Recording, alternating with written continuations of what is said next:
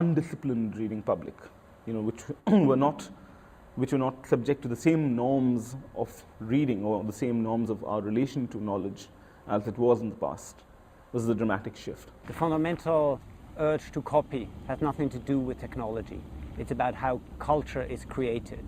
But technology, of course, changes what we can copy, how quickly we can copy, and how we can share it. What happens when a copying mechanism is invented? And you can take the printing press or you can take BitTorrent. It shapes people's habits.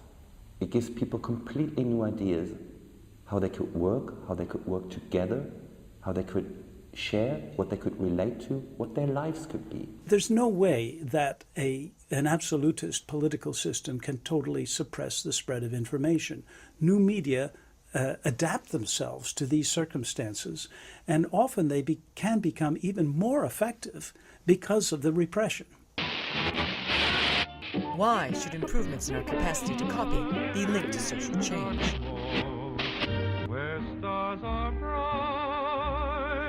Because communicating, so fundamental to what we do in the world, is itself an act of copying. The one technique that brought us to where we are is copying.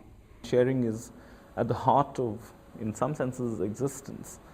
Communication, the need to talk to someone, is an act of sharing. The need to listen to someone is an act of sharing. Why do we share culture? Why do we share language? Because we imitate each other. This is how we learn to speak. This is how a baby learns. This is how new things come into society and spread through society. Basically, what keeps us together is that we copy from each other. When the spoken word was our only means of communication, we traveled far and wide to deliver it to others. Later, as we began to communicate in written form, armies of scribes multiplied our ideas. Our urge to communicate is so strong that we have always pushed the tools available to us to the limit, then gone beyond them, creating new technologies that reproduce our ideas on previously unimaginable scales.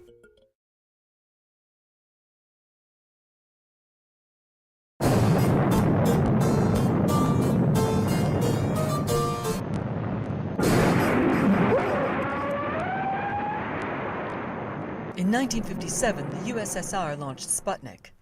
In response, the American government authorized massive blue sky spending on science and technology, overseen by a new Advanced Research Projects Agency.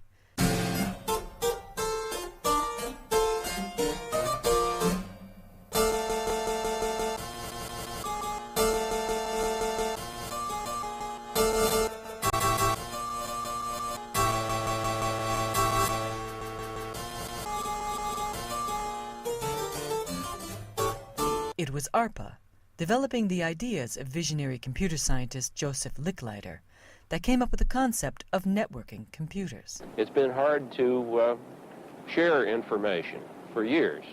The printing press, of course, was the great step into sharing information, and we have been needing for a long time some better way to distribute information than to carry it about.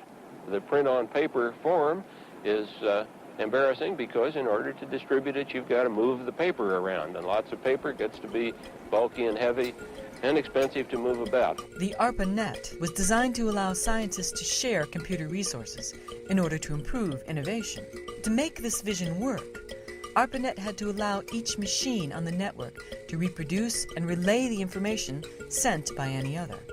A network in which peers shared resources equally was part of a massive shift from the corporate and commercial communication systems of the past, in which messages radiated from a central point or down through a hierarchy. There was no center, and no machine was more important than another. Anyone could join the network, provided they agreed to abide by the rules or protocols on which it operated. Ever since really the 60s onwards, packet switched networks are the predominant style of communications used today. Increasingly so in both voice and data. The Western world was transforming itself from the rigid production systems of Fordism to fluid work, lean production, and just-in-time delivery.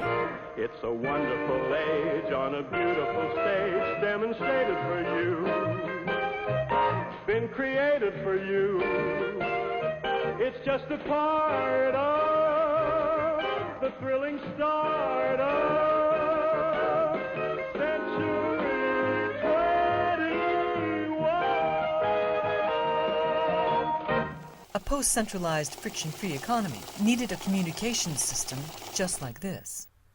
We didn't build in the 1970s networks of hierarchs.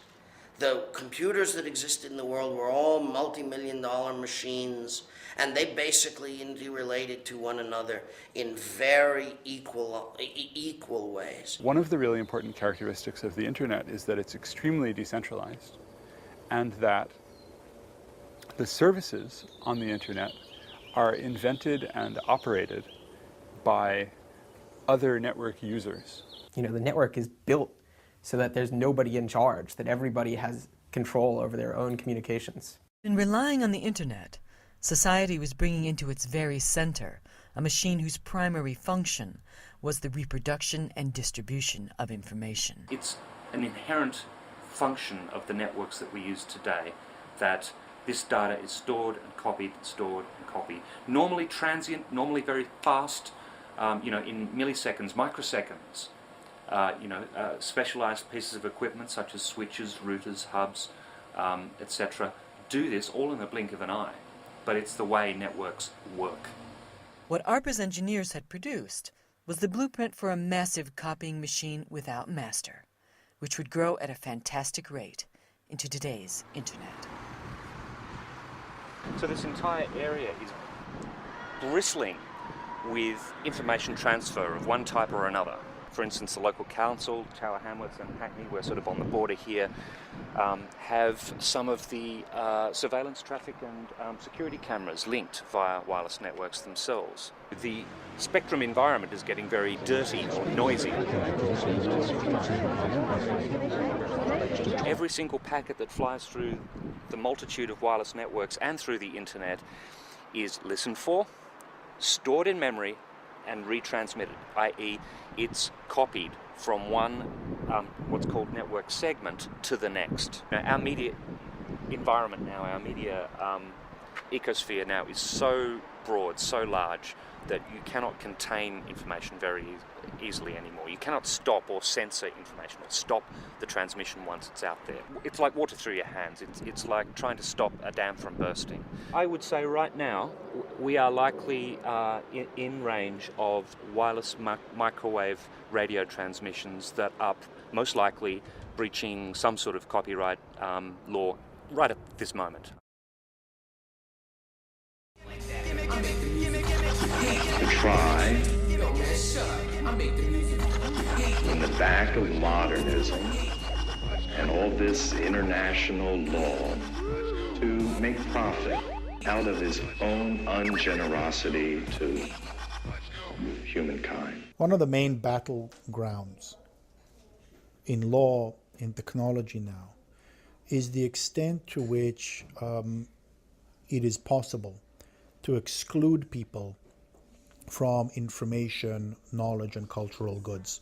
The extent to which it's possible to enclose a bit, if you will, of culture and say, it's in a container, you have to pay me in order to access it.